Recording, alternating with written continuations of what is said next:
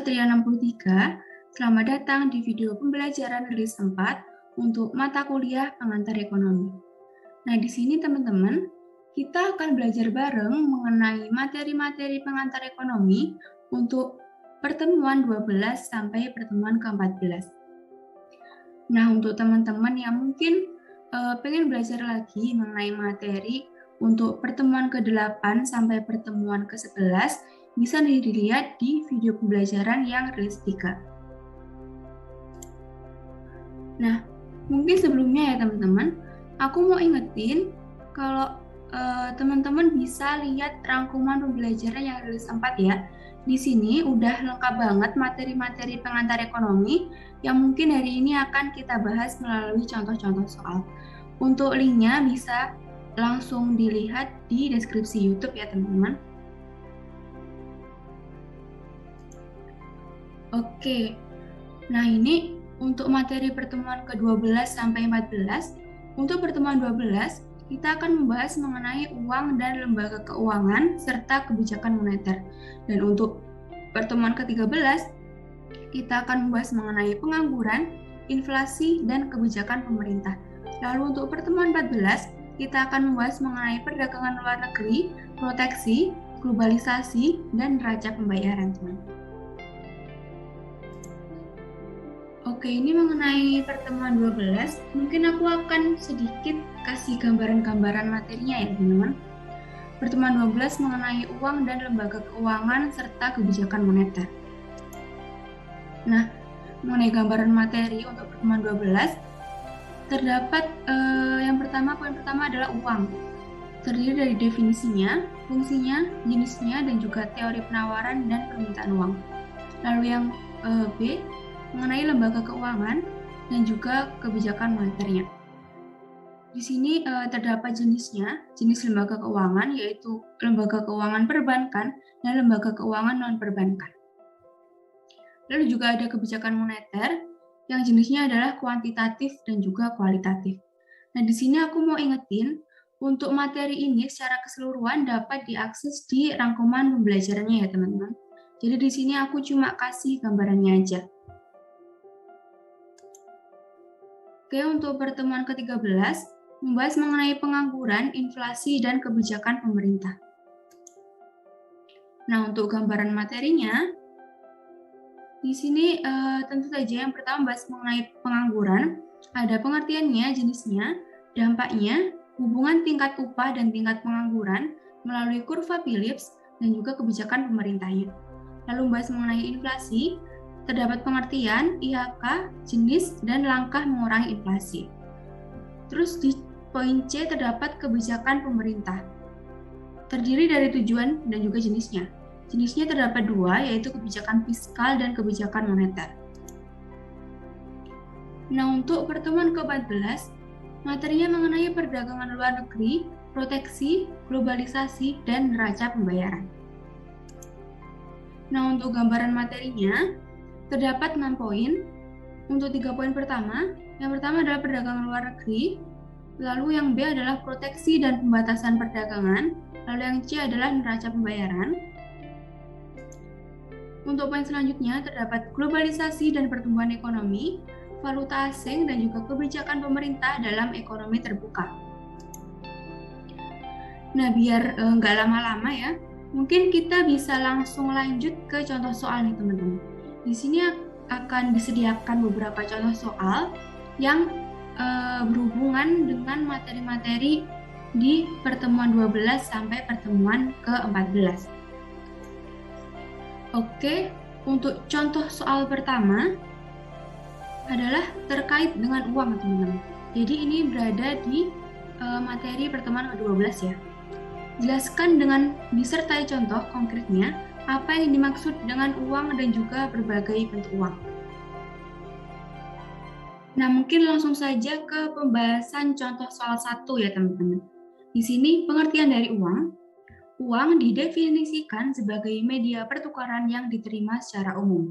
Nah, media pertukaran atau alat tukar sendiri adalah segala sesuatu yang akan diterima secara luas di masyarakat dengan imbalan barang dan juga jasa. Di sini terdapat beberapa jenis-jenis uang. didasarkan pada lembaga yang mengeluarkan, didasarkan pada bahan pembuatannya, pada kawasan berlakunya, dan juga berdasarkan nilainya. Kita bahas satu-satu. Yang pertama adalah berdasarkan lembaga yang mengeluarkannya. Terdapat dua jenis uang, yaitu uang kartal dan juga uang kira. Uang kartal itu uang yang kita bisa temui gitu lah secara langsung, seperti uang kertas dan juga uang logam.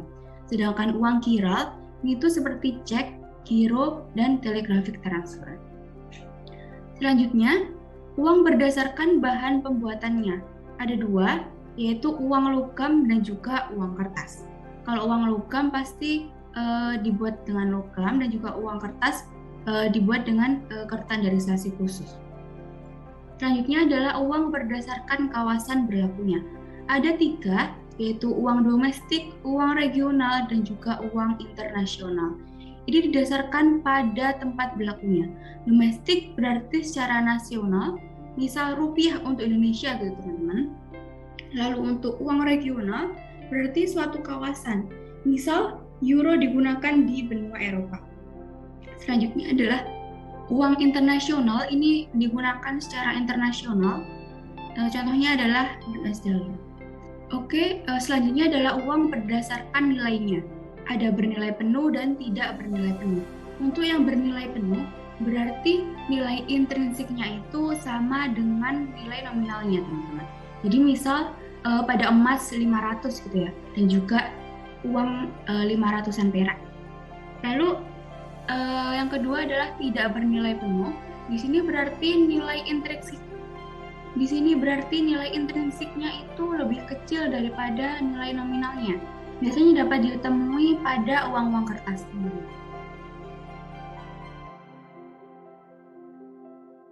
Nah, mungkin kita bisa langsung lanjut ke contoh soal 2 ya teman-teman. Di sini terkait dengan pengangguran. Yang pertama adalah terangkan jenis-jenis pengangguran menurut ciri-cirinya dan sebutkan pula kebijakan untuk mengurangi atau mengatasi pengangguran tersebut. Lalu yang kedua adalah pada perbedaan theory of income dan employment yang dikemukakan oleh Keynes dan yang dikemukakan oleh pendekatan ekonomi klasik, mengapa unemployment tidak pernah terjadi di suatu negara menurut ekonomi klasik, tetapi mengapa unemployment dapat terjadi menurut Keynes? Nah, langsung saja kita ke pembahasan contoh soal 2 ya teman-teman.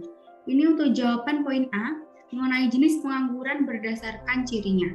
Di sini terdapat 4, yaitu pengangguran terbuka, pengangguran tersembunyi, pengangguran bermusim atau musiman, dan juga semi pengangguran.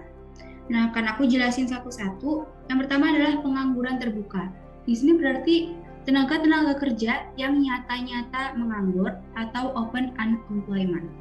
Di sini jadi orang tersebut benar-benar tidak memiliki pekerjaan. Dia benar-benar sebagai pengangguran. Lalu yang kedua adalah pengangguran tersembunyi, yaitu tenaga kerja yang bekerja tapi tidak memenuhi jam kerja normal dan penghasilannya pun sangat tidak memadai atau decreased in unemployment. Jadi dia itu sebenarnya punya pekerjaan, tapi jam kerjanya itu lebih rendah daripada jam kerja normal, dan juga penghasilannya masih tergolong kecil. Lalu yang ketiga adalah pengangguran bermusim atau musiman, yaitu tenaga kerja yang tidak bekerja untuk sementara karena menunggu musim. Di sini contohnya adalah petani. Jadi kan petani hanya bekerja kalau lagi musim panen. Oke, selanjutnya adalah semi pengangguran, yaitu tenaga kerja di mana jam kerja lebih kecil daripada jam kerja seharusnya. Selanjutnya adalah cara mengatasi pengangguran. Ada beberapa cara yang dapat dilakukan. Yang pertama adalah dengan memperluas lapangan pekerjaan, yaitu dengan meningkatkan dan memeratakan investasi, teman-teman. Nah, dengan memeratakan investasi nanti akan meningkatkan produksinya. Lalu yang kedua adalah beralih pada penggunaan tenaga manusia, yaitu shift to labor intensive oriented. Jadi kita lebih memfokuskan untuk menambah tenaga kerja, teman-teman. Selanjutnya adalah memberikan pelatihan atau training keterampilan. Nah, dengan seperti ini kita dapat lebih meningkatkan kualitas dari SDM yang kita punya. Dan ini adalah menambah pengeluaran pemerintah, yaitu melalui subsidi pendidikan gratis ditingkatkan levelnya. Nah, di sini pemerintah juga berusaha untuk mengeluarkan pendapatannya dengan lebih untuk mengeluarkan subsidi, yaitu bantuan dan juga pendidikan gratis, agar SDM-nya dapat meningkat di Indonesia. Lalu juga dapat menurunkan suku bunga dalam rangka mendorong bangkitnya usaha atau bisnis. Dengan suku bunganya naik, nanti akan bisnis-bisnis ini akan bangkit gitu teman-teman. Lalu untuk jawaban poin B, terdapat dua cara berpikir, yaitu menurut klasik dan juga menurut Keynes. Menurut klasik, sebenarnya dapat terjadi pengangguran tetapi hanya sementara. Mengapa seperti itu? Karena untuk orang-orang yang tidak mendapatkan pekerjaan, mereka itu akan bersaing satu sama lain, teman-teman. Nah, dengan adanya persaingan yang ketat tersebut akan menurunkan tingkat upahnya.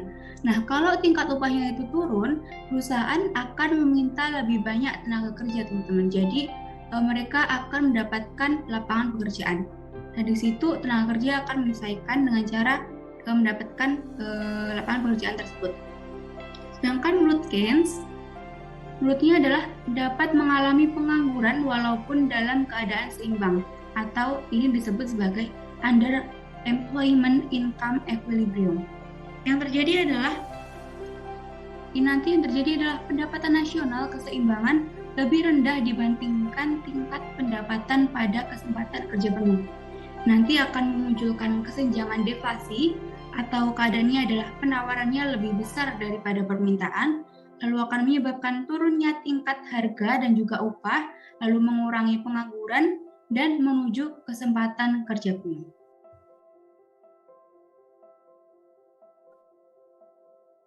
Nah, teman-teman, kita langsung lanjut ke contoh soal 3 ya. Di sini udah mulai hitung-hitungan. Aku sediain soal yang tentang perhitungan, yaitu terkait kebijakan moneter.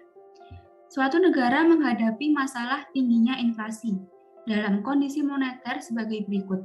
Currency atau C sama dengan 20 triliun, reserve atau R sama dengan 10 triliun, dan deposit atau D sama dengan 100 triliun. Instrumen kebijakan moneter manakah yang paling tepat untuk mengatasi tingginya inflasi tersebut? Ada dua pilihan di sini antara A dan B. Di sini kita disuruh untuk menentukan apakah pilihan A lebih tepat atau pilihan B yang lebih tepat. Pilihan A adalah Bank Sentral menjual obligasi senilai 8 triliun. Lalu untuk opsi B adalah Bank Sentral menaikkan reserve requirement menjadi 20%. Hitung dan jelaskan berapa persen penurunan uang beredar yang terjadi untuk masing-masing skenario kebijakan tersebut. Nah, langsung kita mulai. Nah, di sini terdapat hint, yaitu mengenai rumus-rumus yang mungkin akan kita pakai dalam perhitungan. Nah, teman-teman, kita langsung ke perhitungan untuk contoh soal 3. Di sini diketahui CR atau currency deposit ratio, yaitu dengan rumus C besar per D besar sama dengan 20/100 atau 0,2. Lalu ada RR atau reserve deposit ratio dengan rumus R besar per D 10/100 sama dengan 0,1. Lalu juga ada B, ini adalah monetary base dengan rumus C besar plus R, yaitu 20 plus 10 sama dengan 30. Terus juga kita cari multipliernya terlebih dahulu, teman-teman.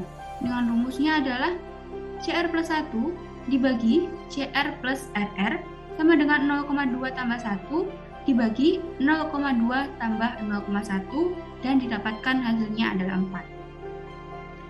Lalu kita juga bisa mencari M-nya atau uangnya. Sini adalah M besar sama dengan C besar plus D besar sama dengan 20 ditambah 100 dan didapatkan 120. Lalu M juga bisa dicari dengan rumus M kecil dikali B, yaitu sama dengan 4, ini tadi M kecil, dan juga B-nya adalah 30. Hasilnya adalah sama 120. Lalu kita akan cari satu persatu untuk opsi A dan juga opsi B. Di sini opsi A, Bank sentral menjual obligasi senilai 8 triliun. Nah, di sini menjual obligasi berarti mengurangi jumlah uang yang beredar dan didapatkan M aksen. Nah, untuk B besar aksen adalah B besar dikurangi 8, sama dengan 30 dikurangi 8 sama dengan 22. Lalu untuk M besar aksen adalah M kecil dikali B besar aksen sama dengan 4 dikali 22 didapatkan 88. Lalu kita bisa hitung persentase penurunannya, yaitu dengan M aksen dikurangi M dibagi M dikali 100%. Lalu 88 dikurangi 120 dibagi 120 dikali 100% didapatkan min 26,7%. Di sini menandakan bahwa terjadi pengurangan jumlah uang beredar sebesar 26,7%. Lalu untuk opsi kedua yaitu bank sentral menaikkan reserve requirement menjadi 20%. Reserve requirement akan mengubah money multiplier. Money multiplier tadi kan M kecil. Jadi di sini didapatkan M kecil aksen. Yaitu rumusnya adalah CR tambah 1 dibagi CR tambah FR didapatkan angka 3. Lalu juga mencari JUB atau jumlah uang yang beredar.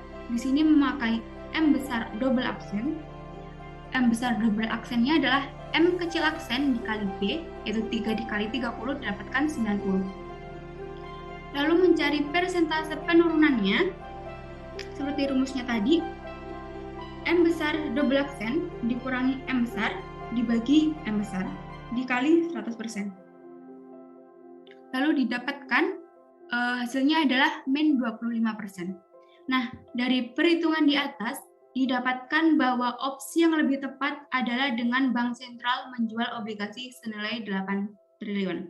Hal ini dikarenakan penurunan yang dilakukan oleh opsi A itu lebih besar daripada penurunan yang dilakukan oleh opsi B. Jadi opsi A ini lebih tepat, yaitu dengan bank sentral menjual obligasi. Nah, di sini lanjut untuk contoh soal 4 mengenai teori Keynes. Di sini lebih ke teori lagi ya teman-teman.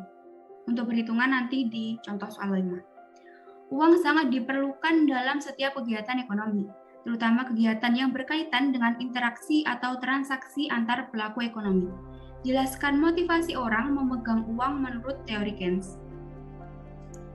Nah, bisa langsung lanjut ke pembahasan contoh soal 4. Ada beberapa motivasi orang untuk memegang uang menurut Keynes. Yang pertama adalah motivasi transaksi, kedua adalah motivasi berjaga-jaga, yang ketiga adalah motivasi untuk mendapatkan keuntungan atau disebut motivasi spekulasi. Nah, untuk motivasi transaksi ini bertujuan untuk mempermudah kegiatan transaksi sehari-hari. Jadi kita itu megang uang biar dalam kegiatan sehari-hari kita dalam melakukan transaksi itu dapat mudah gitu. Lalu yang kedua adalah motivasi untuk berjaga-jaga. Di sini untuk persiapan menghadapi hal-hal yang tidak diinginkan atau hal yang tak terduga, seperti kecelakaan. Lalu yang ketiga adalah motivasi mendapatkan keuntungan. Nah, dengan memanfaatkan gejolak ekonomi terhadap naik atau turunnya suku bunga, dapat dilakukan motivasi spekulasi yang berhubungan dengan investasi. Di sini intinya adalah motivasi spekulasi ini berusaha untuk mendapatkan keuntungan dari memegang uang. Oke, kita lanjut ke contoh soal terakhir, yaitu contoh soal 5 terkait kebijakan pengangguran. Nah, soalnya adalah diberikan data ketenaga kerjaan di suatu provinsi X pada tahun 2014 sebagai berikut. Penduduk 15 tahun ke atas terdapat 3.138.000, yang bekerja sebanyak 1.852.000, pengangguran sebanyak 149.000, bukan angkatan kerja sebanyak 1.136.000. Nah, berdasarkan data tersebut, hitunglah. Yang pertama adalah jumlah angkatan kerja, yang kedua adalah tingkat pengangguran, dan yang ketiga adalah tingkat partisipasi angkatan kerja. Nah, untuk pembahasan soal nomor 5, ini adalah jawaban untuk poin A. Nah, seperti yang kita tahu, jumlah angkatan kerja itu sama dengan pekerja ditambah pengangguran. Nah, di sini berarti yang bekerja adalah 1.852.000 dan penganggurannya adalah 149.000. Di sini didapatkan angka 2.000.000. Jadi, didapatkan bahwa jumlah angkatan kerja di Provinsi X pada tahun 2014 mencapai 2.000.000 jiwa. Kita lanjut ke jawaban poin B, yaitu mengenai tingkat pengangguran. Nah, tingkat pengangguran sendiri didapatkan dengan cara, rumusnya adalah pengangguran dibagi angkatan kerja dikali 100%. Nah, untuk penganggurannya ada 149.000 dan juga angkatan kerjanya terdapat 2.000.000 jiwa. Didapatkan dari perhitungan ini didapatkan tingkat pengangguran sebesar 7,745%. Jadi didapatkan bahwa tingkat pengangguran di Provinsi X pada tahun 2014 sebesar 7,745%, yang berarti pada tahun tersebut terdapat 7,745% angkatan kerja yang menganggur. Jadi di sini tingkat pengangguran adalah untuk mengetahui berapa persen sih angkatan kerja yang sedang menganggur di suatu tahun. Nah, selanjutnya adalah jawaban untuk poin C mengenai tingkat partisipasi angkatan kerja. Nah, rumusnya sendiri adalah angkatan kerja dibagi penduduk usia 15 tahun ke atas dikali 100%.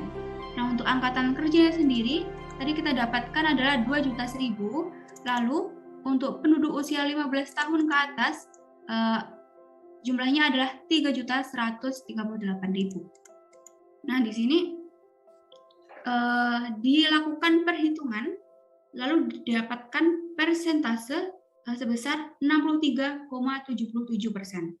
Jadi, didapatkan bahwa tingkat partisipasi angkatan kerja di Provinsi X pada tahun 2014 sebesar 63,77%, yang berarti pada tahun tersebut terdapat 63,77% penduduk berusia 15 tahun ke atas yang merupakan angkatan kerja.